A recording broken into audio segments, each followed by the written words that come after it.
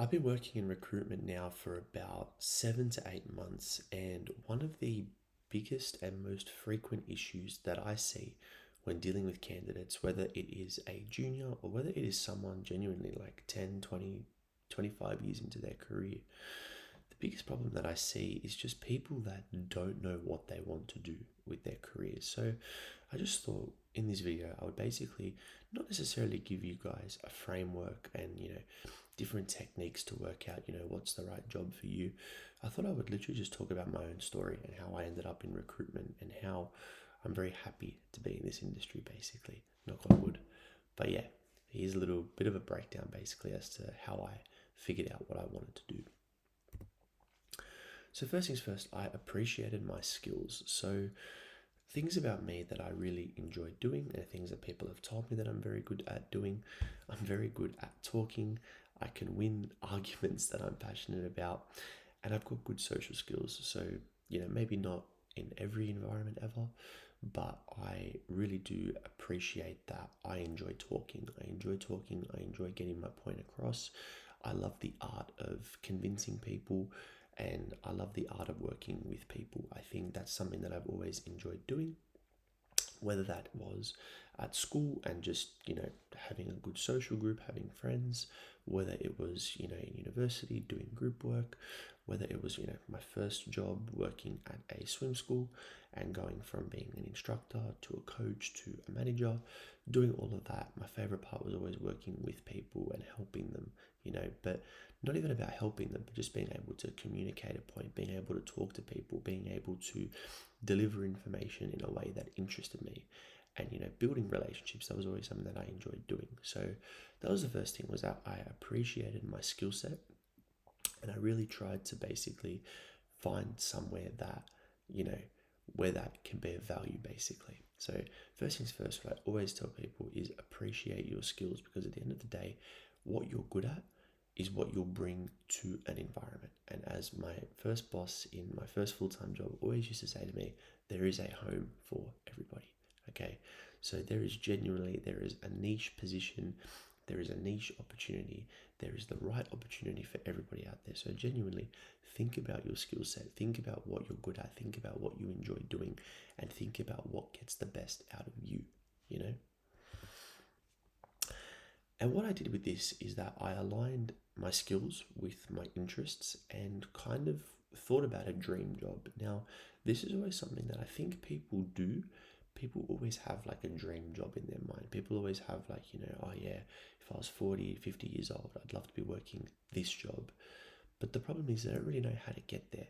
So what I kind of did was that I had a dream job, but I aligned it back to something that was a lot more practical, basically, which is my next point, and I will detail that a little bit more. But how I kind of worked out my interests versus my dream job was basically, if we go back here, I appreciated my skills. So I had a real appreciation for talking. I thought communication was always my strong point. So I wanted to utilize this. I wanted to utilize the idea of communication and working with people.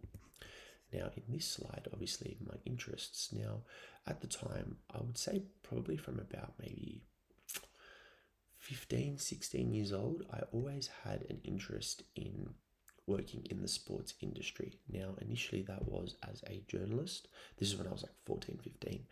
But then as I got a little bit older and I started to follow football a lot more technically, I guess, like I wasn't just a football fan, like I was, obsessing over the transfers and everything like that.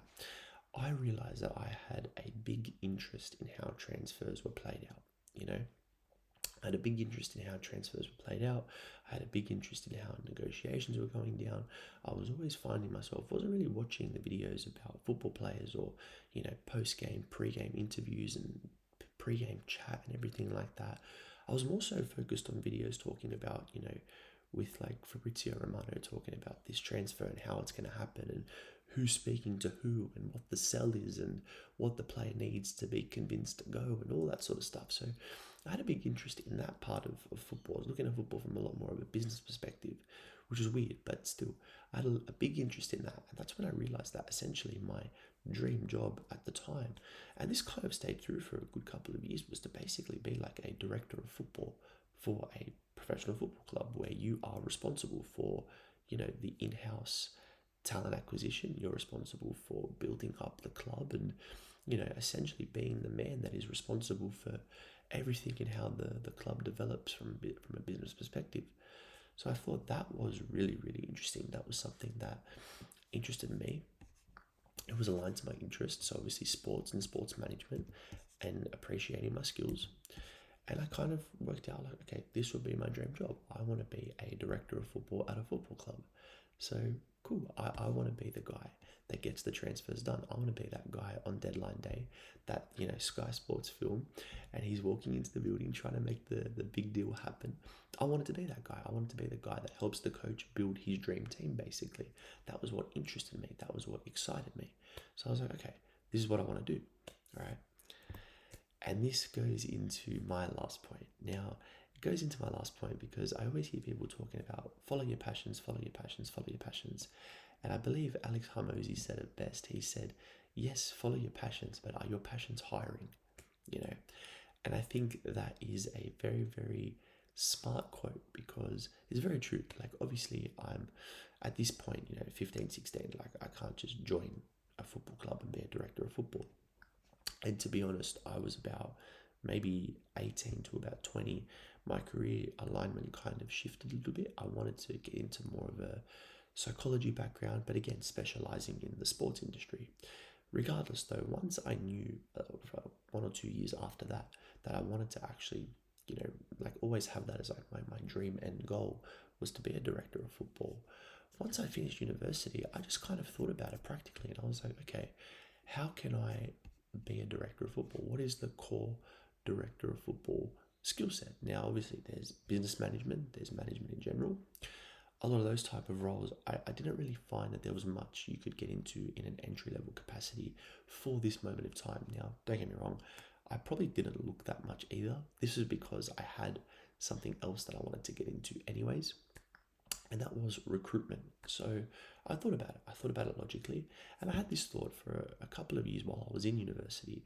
And then once I'd finished, I was like, okay, this is what I want to do. All right. It's not necessarily about, I'm doing these recruitment jobs because eventually I want to get into being a director of football. Like, obviously, director of football would be a dream role. But again, it's not so much about getting to that dream role. It's about unlocking what you enjoy about that dream role and how you could practically take those things and apply them for a new full-time job, if that makes sense. So that's what I did. I was basically at that point, I had finished university now. I knew that I wanted to be a director of football, but I thought, okay, what is the one core thing that director of football does? They recruit. They recruit. So I thought, okay, why don't I get into recruitment? It's the same principle, just in a different industry. And one thing about recruitment is they're very, very big on taking in, grads, giving juniors new opportunities. Not grads.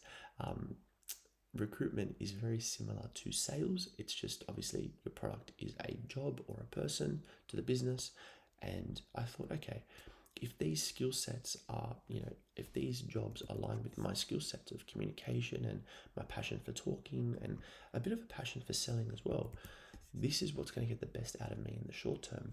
Also, because my dream job is to be a director of football and recruit, professional athletes, I'm taking that same principle just in a different setting. So it's a lot more interesting to me.